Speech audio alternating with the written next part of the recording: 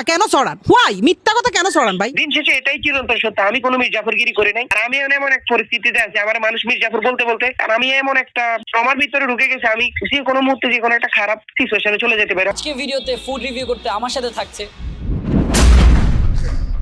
বন্ধু যখন শত্রু, যে পাতে খায় সে পাতেই ফুটো করে মীর জাফর, এমন বুলিংয়ে সয়লাভ গোটা সামাজিক যোগাযোগ মাধ্যম। তবে যাকে নিয়েই ট্রল, সেই তানভীর রাহি দ্য নিউজকে জানালেন ভিন্ন কথা।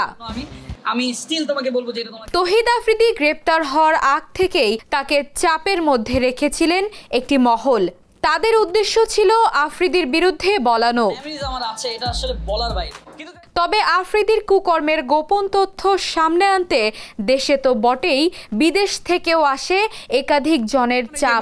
আমেরিকা থেকে আমার প্রচুর পরিমাণে চাপ দিছে, এই যে হিমেল ভাই, তারপর ইলিয়াস ভাই, ওনারা অনেক তথ্য জানছে আমার কাছ থেকে। কি তথ্য জানছে? যে আমরা কি আসলে কি করছি না করছি আমরা বলতে বাধ্য হয়েছি, কারণ ভাই আমার কারণে তো আমার ফ্যামিলির উপর চাপ পাইতেছে। সেই চাপ সামলাতে না পেরে এবার আত্মহত্যার হুমকি দিলেন তহিদ আফ্রিদির এক সময়কার সবচেয়ে কাছের বন্ধু তানভীর রাহি। আমি যে কোনো মুহূর্তে যে কোনো একটা খারাপ সিচুয়েশনে চলে যেতে পারি, হয়তো সুইসাইডও করে ফেলতে পারি। আমি ভেবেছি একটা মিথ্যা 10টা মিথ্যার জন্ম দেয়, এর চেয়ে ভালো একটা সত্যি বলে যদি আমি বেঁচে থাকি সেটাই ভালো।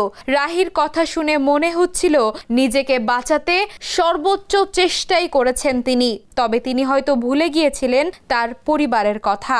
মিথ্যা বাদ দিয়ে সত্যিতে আসেন, সত্যিতে আসেন, আপনারা যাচাই বাছাই করেন, আমার তো সমস্যা নেই। সত্য প্রকাশ করতে গিয়ে যারা রাহিকে চাপ প্রয়োগ করেছিলেন, রাহি যদি আত্মহত্যা করে এর দায়ভার কি নেবেন তারা, কিংবা আমাদের এই মুখোশের আড়ালে থাকা ভদ্র সমাজ?